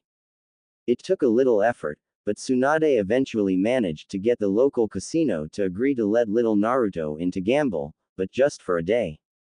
Tsunade, calmed down a little from yesterday, led Naruto and Shizune to her place of gamble. The establishment was quite large, but was somewhat lacking in decoration. This is it, brat, Tsunade announced, are you ready for this? She challenged. Bring it on. Naruto yelled back. Nei-chan, I need my pouch. Shizune sighed. Naruto-kun, I really don't think this is a good idea. I have to do this, Nei-chan, Naruto insisted. Sighing, Shizune regretfully handed over the small pouch that contained every yen of allowance Naruto had ever gotten. Ruefully, she noted that he seemed so determined and dead set on this. She supposed he must feel strongly about the subject. Well, as long as Naruto didn't get hurt or addicted to gambling, she supposed it was okay. Bravely, the trio entered the building. X Casino. Interior X. Alright, brat, Tsunade began, it's a game of skill, strategy and. Yeah, let's start. Naruto shouted bravely. What? Tsunade shouted in disbelief. So I get 5 cards, Naruto observed. And they have stuff on them. Do I win? Tsunade peered at her son's hand. 4 of a kind. Keep those cards and get rid of that king. She whispered loudly. Of course, the dealer heard her. Okay, Naruto said as he proceeded to throw away 3 cards. What are you doing? Tsunade demanded. Well, Naruto reasoned, I figured that since you suck so much, everything you say must be really bad. So I got rid of some other stuff. You, Tsunade mumbled, not able to express her rage. The dealer laughed. Partially because the kid had guts. Partially because this win would be so painfully easy. He gave Naruto 3 cards to replace the ones he'd lost. Now I have a bunch of funny stuff. I think this is good. Naruto deduced. You idiot. Tsunade shouted from her spot at the side of the table. Don't bet anything. I'm going to bet all this stuff. Naruto proclaimed, indicating his betting chips, going for broke with his theory. Tsunade ground her teeth. For the first time in her life, she seriously considered slamming her head on a table in frustration. The dealer grinned widely. I'll match you, he informed. Full house, kid, he smugly explained, putting down his cards. Naruto made a sound and proceeded to look at his cards at great length, shuffling them around. Well, the impatient dealer finally said, what do you have? How should I know? Naruto snapped, I'm just a kid. I don't play poker. I have a bunch of red guys, a 10, and an A, he said, putting down his cards. That's good, right? Tsunade stared at the royal flush of hearts. The fact that she hadn't gotten one of those in 13 years of gambling was not lost on her as she proceeded to gape openly. Shizune watched, torn between being upset that her Ototo was gambling, and being pleased that he was so good at it. How are you doing that? Tsunade demanded. How should I know? Naruto protested. I'm just a kid. I don't know what I'm doing. I just pull the handle. Try pushing those buttons, I think they're good. Immediately, Tsunade as well as every person in the casino that had been sitting at a slot machine and listening in on Naruto's conversation for some kind of miracle tip began to push random red buttons with gutso. It was the end of the day, and the Huas were sadly forced to leave the casino. Tsunade exited the main doors first, looking generally dazed and disorientated, walking mechanically and wondering just what the hell had happened. Naruto slowly followed after her, dragging a criminally large green bag of cash, and Shizune followed after, pushing the other end with her shoulder. "This is," Naruto panted, "good training."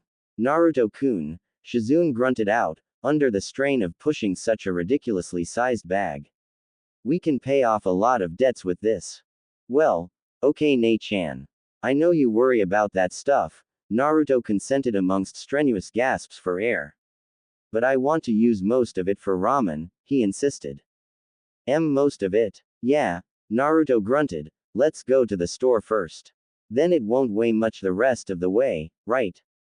"Ototo," Shizune mumbled, tough, her breath was short from exertion, "I don't think you could spend much of this to buy the whole shelf of ramen." "Really?" Naruto asked. "You might get it lighter if you buy the whole store." "Oh," Naruto said. He would be more excited, but he'd had a very strenuous day of shocking people by consistently winning money at impossible odds that left them so stunned, they'd been effectively robbed blind before they knew what was going on. "Well, Ka-chan, I was right. I didn't even know what I was doing, and I still won all this stuff." Naruto lectured. "So you must really suck at gambling." "Yeah," Tsunade mumbled, still looking around in a general daze, having just seen several general rules of probability decimated by her own son. "You're probably right, Naru-chan. I think I'll just gamble for fun from now on." "Well," Naruto muttered, still straining with the bag he was pulling. "I'm still confused about how it works. It's not really a good game," he observed. "I don't think training helps, so it's not really your fault." That was a surprise. "You think so, Naru-chan?" she asked. That may have been one of the nicest things she'd ever heard about her gambling addiction and unnatural ability to lose repeatedly. "Yeah, hey Ka-chan, were you serious about that no ramen thing?" "That? Well, not really. Oh, just checking." The hidden village of Leaves, Konoha. Its existence was both feared and respected by many throughout the shinobi world. At one point, it was commonly believed that it was the single most powerful hidden village in the world, despite being one of the youngest. This was commonly believed to be largely due to Konoha's startling number of heroes. Ninjas that rose far above the average level and transcended into another league altogether. It began, of course, with the first Hokage. The founder of Konoha himself, Ho-Oh Hananoki, was more commonly just called Shadaime out of respect. He was known for having a unique and interesting talent, the use of Mokuden Jutsu. An entire new branch of techniques that was reserved specifically for the Shadaime. According to legend, he used his gift to construct the basic structure for Konoha in a single day. During warfare, his ability to create ramparts and drastically alter the landscape turned the tides of many battles. Then there was the Shadaime's brother, the Nadaime, Ho-Oh Idamazu, whose raw combat ability struck fear and awe into armies, and whose mastery of Suiden Jutsu was acknowledged even in Mist Country. The Sandaime, Sarutobi Fuyu, was called the Professor. He was known to be fair and diplomatic, but he was equally known for his near-encyclopedic knowledge of jutsu and seemingly endless list of abilities for any given situation. The Yondaime, Namikaze Minato, also called Konoha's Yellow Flash, was a name that was borderline taboo in certain countries. After a time, he was universally deemed to be completely invincible in straight combat. Entire battalions were instructed to cut their losses and just run for their lives if they were ever unfortunate enough to meet him on the battlefield. There was Konoha's White Fang, Hakat Tsukumo, who was known as the ultimate assassin before his choice to neglect the rules in favor of saving his friends and his subsequent forced harakiri. Konoha, to be blunt, had consistently produced select people that were just too powerful. No one knew exactly why that was, but it was sometimes thought to have something to do with the social values of the general populace and both their accepting and their encouraging nature. As Naruto trailed beside his mother through the whispering and increasingly unfriendly streets of Konoha, he found that particular explanation a little difficult to agree with. Relax, Naru-chan, Tsunade mumbled, as she swept her hawk-like gaze over the whispering crowd. We're almost there. Don't worry. Naruto absorbed his mother's words silently, his usually upbeat attitude subdued for a change by the speculative and gradually more hateful gazes that were beginning to surround him on each side. Naruto did not know it, but news traveled faster than his own walking speed in Konoha, and news of the Kyuubi campaigner's return was apparently at least twice so quickly spread. Apparently, the medic nin that had scarred Naruto's cheeks had spread the word of her accomplishment to the villagers, giving them the knowledge to easily identify the Kyuubi container on site. Nearly 6 years away did little to dissipate Konoha's hatred towards Kyuubi. X recap X. She used a solution on the scalpel to stop the blood from clotting, and another to stain the skin, even when I heal it. It looks like a damn whisker tattoo, except I can't remove it like one. I'd be impressed if I weren't so disgusted. X end recap X. Relax, Naru-chan, Tsunade repeated. If anyone tries to hurt you, I can kick their, easy. Spying the obvious tension in the balled fist his adopted mother kept at her right side, Naruto was not sure whether she was trying to address his feelings, or her own. While there wasn't much that scared a woman like Tsunade, there was a lot that pissed her off. And seeing the villagers of Konoha gossip and glare was one of those things that really pissed her off. Shizune trailed behind her obviously annoyed mentor silently. Disgust and concern were welling up slowly inside her, though her face tried to remain carefully neutral. That was her precious Odoto those villagers were glaring at, but it was her childhood home that was doing the glaring. What should she feel at a time like this? I knew this was a bad idea. Tsunade muttered spitefully under her breath. At least we're here. Naruto looked at the building of their destination. No, make that, buildings. Before them, there was a large wooden fence, clearly cutting off the district within from the surrounding one. Two white-eyed, pupil-less guards stood rigidly straight and at attention to each side of the arch that signaled the main entrance to Konoha's own Hyuga district. A man, standing straighter than the guards, came walking out through that arch to meet them just as the Huas reached the entrance. The event seemed as if he had taken practiced care to arrive at exactly that time. Ah, Tsunade Haim, how good to see you grace Konoha once again with your prescience, the rigid man greeted. Though his sentence was genial enough, not a ghost of a smile filtered across his stony-set face. Please, come in for some tea. The Huas are, of course, always welcome at the Hyuga district. Could I ask if you'll be staying long? If the Hyuga's stony expression affected Tsunade at all, she didn't show it. Tea sounds good about now, Hiyashi. She sighed, while leading the group through the wooden arch that signaled the start of Hyuga territory. Depending on certain things, I may be back for good. By the surprisingly easy exchange between Tsunade and Hiyashi, it could indeed be surmised that news of the Huas' arrival had stretched beyond them. The question that was brought up in Naruto's mind was that of why the Hyugas, knowing of their arrival, had basically put out the welcoming mat as if it were a given. His adopted mother seemed to assume that she'd be welcomed by the Hyugas as well. He pondered this as he walked slowly past traditional houses kept immaculately clean and proper on each side, still holding his mother's hand. The one-story structures bespoke of either pride, wealth, or a healthy mix of both.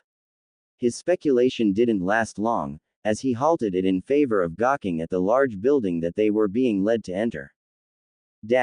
X inside X. Naruto sat uneasily at the low table, legs folded underneath him. His mother sat beside him. The stony-faced man and who Naruto guessed was his daughter sat on the opposite side. Ka-chan, he whispered to the side, why did Nei-chan have to wait outside? She's not a Ho-Oh, Tsunade answered, as if that explained anything at all. She didn't seem to particularly care that she was carrying on a private conversation in front of their hosts, which were being ignored.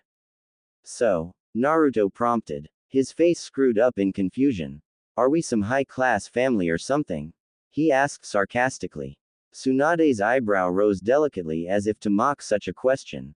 I've adopted you as my son, you know.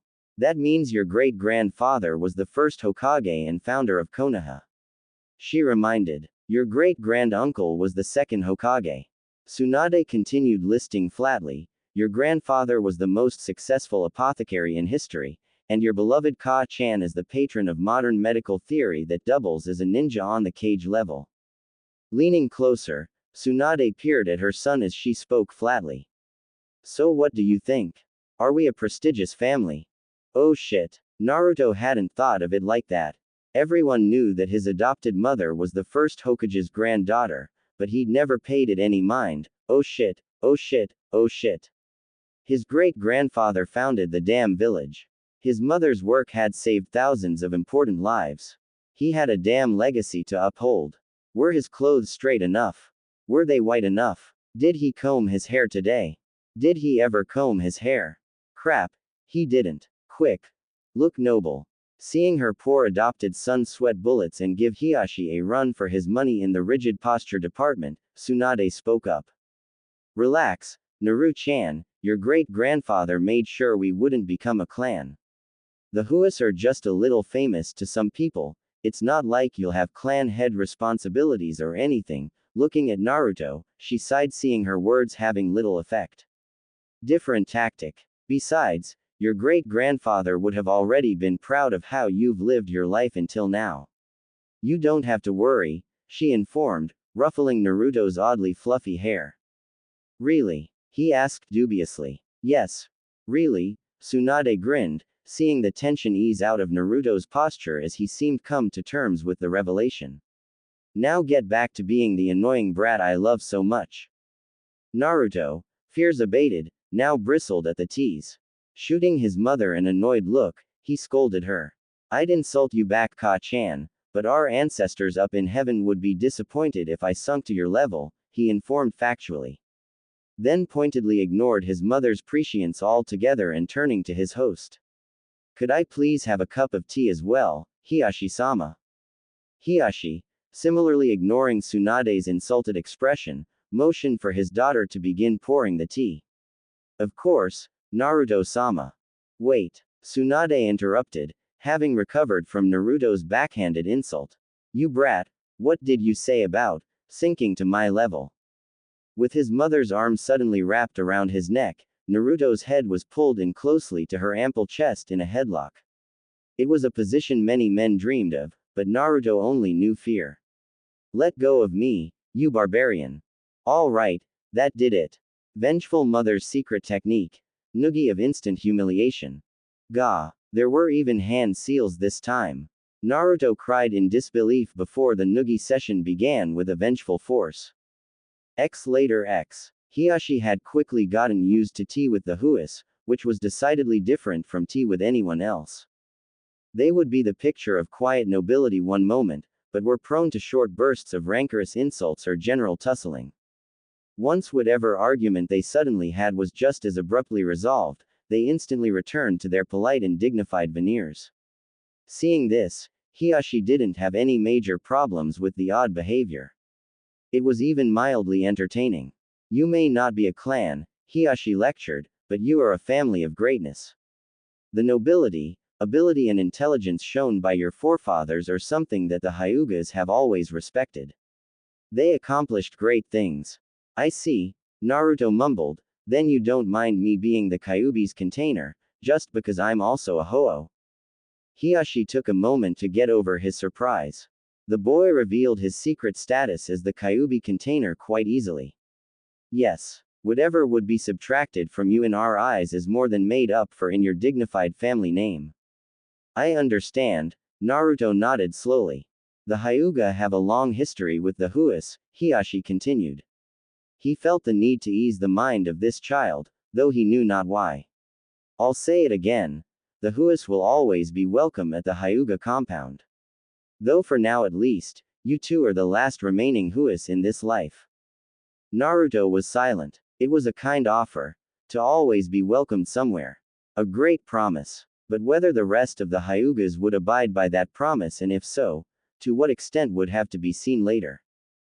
Hiyashi-sama, Tsunade prompted over her teacup, I'm going to need to talk to Sarutobi-sensei today. Please look after Naruto for me. Of course, Hiyashi responded as if it were a given. Though that raises a question. Where are you planning to take up residence, Tsunade-hime? Good question. Her old house would be a wreck from over a century of neglect. For the moment, she'd been planning to stay at a hotel. Because, Hiyashi led in, the Huas will always be welcome at the Hyuga complex, he informed once again, with a new undertone this time. Tsunade's eyebrow quirked upwards as if to say, you're serious. Thank you, Hiyashi-sama. I'll tell Shizune to unpack. An offer without an offer. Nothing new from the Hyugas. She didn't really mind the game of words. The game of putting up fronts to show one's strengths while strategically hiding one's weaknesses. Listening to what is said, and what is not said. Speaking in curves and implications, instead of direct statements, all the while watching your opponent like a hawk. Trying to wheedle inside their brains with a wedge of polite inquiry. It was like riding a bike for her. It was easy to play that game even after all this time. But hell, that didn't mean she wanted to get used to it. Didn't mean she wanted Naruto to get used to it either. I'm off, kid, Tsunade informed, standing up. I'll be back later. Yeah, right, Naruto said, sarcastically. He stood up as well. I'm coming too. Tsunade made a disgruntled sound. Just sit tight, brat. This is between Sarutobi-sensei and me. I'm leaving Shizune behind too. Just play with Hiyashi's daughter or something. Or hell, help your sister unpack. Tsunade breezed past her son. She was halfway through the door when his voice paused her movement. She glanced at him over her shoulder. Naruto's deep cerulean eyes met hers, looking like wells of deep understanding. And why not? He was her precious son, after all. No book-smart genius perhaps, but certainly no one's fool if he could help it. Just tell me the important stuff later, okay? If there's going to be news that concerns me, I want to know about it. Tsunade's eyes flickered to the door and back to her son. Hiyashi spied this as a sign of quick consideration and forethought. Tsunade let out a breath. Not quite a sigh. Fine, brat, if you're sure you can stay awake through it all. I'd like to protect you forever, but that's impossible even for me. I still think you're too young to be protecting yourself, even a little. But you're too young for a lot of the things you've done and dealt with so far. You'll manage. I know. But any mother would worry about what that would do to you as a person. Naruto watched Heishi follow through the door after his mother, presumably to show her to the door. He turned to Hiyashi's daughter, who was still kneeling dutifully at the tea table. Hey, he began, but stopped short. Blinking, he realized that throughout one solid hour of polite conversation with side orders of tea and arguments, he hadn't ever gotten her name. He shook the oddity off. Hi, my name's Ho-Oh Naruto, he proclaimed. Whatever, he'd just reintroduce himself. The little girl stuttered. She was being put on the spotlight. She was deathly afraid of being the center of attention.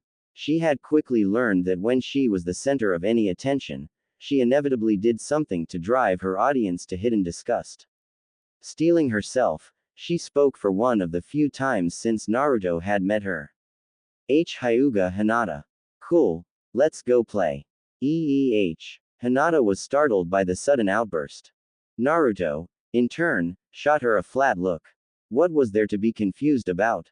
Did this girl not know how to play? Looking at her, she was pretty small. And dressed in that kimono, she reminded him of a doll. In fact, could she even run in that kimono? Whatever. He continued to drag the Hyuga heiress into the garden area. Let's play hide and seek. X Hyuga Complex. Central Garden X. Naruto had someone to play with, as well as a place that would let him stay indefinitely in a village that might just end up being his home for a long time. Taking care to keep an eye out for signs of unacceptance from the Hyugas, he found none. Could he really stay here and not be glared at? Very cool. Things were looking up. Okay, I'll be it First, you just go hide and I'll count to 20 over by that big tree, okay? Go. Dash. X Hyuga Complex. Interior X. From an overlooking window at her bedside, Hyuga Hiyatari gazed upon her daughter happily. It was both unprecedented that she would have a new friend, and that she would be playing in the main garden with that new friend.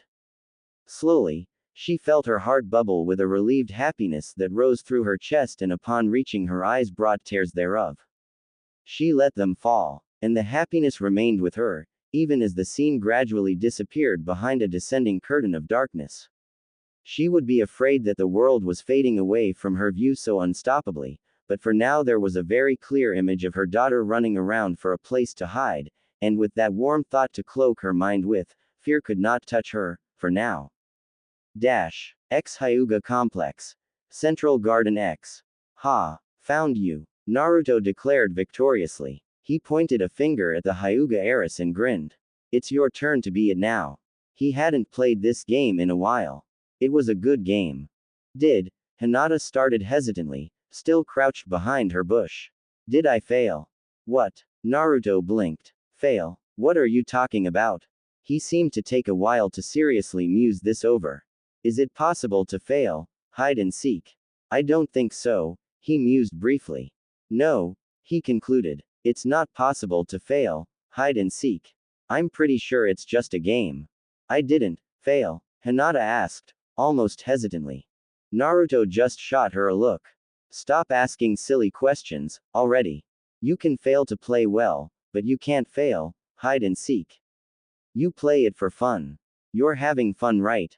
After a brief period of consideration, hesitantly, Hinata shook her head. The hell? Naruto exclaimed loudly. You're not having fun? He asked incredulously. The concept itself took a while to sink in. You fail. Completely. Put more effort into it. Hinata. Eep-ed, and scurried over to the tree Naruto had been at earlier. Now count. Naruto demanded, reminiscent of a drill sergeant. O1, T2, Hinata stuttered, diligently covering her eyes with both hands. No. Naruto ground out. Count like you mean it. O1. Hinata cried. T2. Dash. From a carefully unnoticeable location off to the side, Hiyashi watched the exchange with a piqued interest. X16. Counts, later X. 19. 20. Hinata finished. She looked around. It was her turn to find Naruto. Tentatively beginning her search, Hinata sheepishly checked several bushes only to find nothing. But wait. A gleeful snicker alerted her to what was probably Naruto's location. Behind her, Hinata's mouth fell slightly open in a show of surprise. Naruto's eyes were gleaming victoriously as he clung harshly onto the one tiny, lone branch he'd managed to get up to. Odd thing was, the branch was on the big tree that was being used as the counting spot. He'd hid behind the very tree Hinata had started counting at. He'd hid where no sane person would ever expect him to be. He was so clever. Devious, in fact, he could not contain his glee, and cackled out loud. Naruto-sama, I found you, Hinata informed. What? Naruto paused his cackling. How? He demanded, still hanging from the tree branch with both hands. US snickered, Hinata mumbled, embarrassed and hesitant. And then you, C cackled evilly. Damn, Naruto swore. It's always the cackle. Crack. Naruto needn't have concerned himself. If his snicker hadn't alerted Hinata to his presence, the much-abused tree branch snapping, which he'd been hanging from for some 5 minuets, would have. Ow. Naruto rubbed his sore posterior. My super sly, devious plan of great sneakiness, ruined. He lamented openly and with great enthusiasm. If only he could walk up the tree with chakra like his adopted mother and sister. Not for the first time, he cursed his inability to do so. The chakra control exercise somehow managed to elude him to this day. Hinata, frankly, didn't know what to say. Oh well, Naruto perked up. Moving along. What? It's my turn to be it now. Naruto informed. You're not mad? Hinata asked timidly. Huh. If found you, Hinata stuttered. Would he be angry? Naruto looked at her. really looked at her, and Hinata suddenly felt as if those blue eyes were far deeper than she'd ever remembered them being. Did you have fun? Naruto asked softly. Why yes. Hinata blinked, having been surprised by her own words. When had she started having fun? She didn't know. Somewhere between counting from the number 16 to 17, she'd stopped stuttering. Somewhere between seeing Naruto snicker and then cackle, she'd learned to trust him. He really did only want to have fun. And he only wanted her to have fun, too. She could trust him, not to look down at her with disappointed eyes. She somehow felt very, very sure of that. Well, as long as you're having fun, then no, I'm not mad, he grinned, eyes glinting. Hinata had to squeeze her eyes shut because at that moment, the sun had seemed kiss his hair, seeming to make him shine in its golden light, just for a second. Okay, I'm going to count. Be ready for it. 1, 2. Hinata broke out of her daze and, eat bed, before scurrying off to find somewhere to hide. She did not know it, but a small, childish smile slipped onto her lips. 19, 20. Ready or not, Hinata-sama, here I come. Omake. Shizune's nose twitched. Instantly, she dropped the insanely large scroll that contained her mentor's backup supply of sake. Her eyes crossed comically as she peered at the twitching nose intently. It was her secret weapon against the forces of evil. Over the years, she'd found that whenever her precious Ododo was being corrupted or swearing more than was forgivable, her nose would twitch. It was her equivalent of a sixth sense, but oh, so much more reliable. Now how she always managed to get from wherever she was to wherever Naruto was quickly enough to stop the proceedings, well, that was just a damn mystery. Zoom.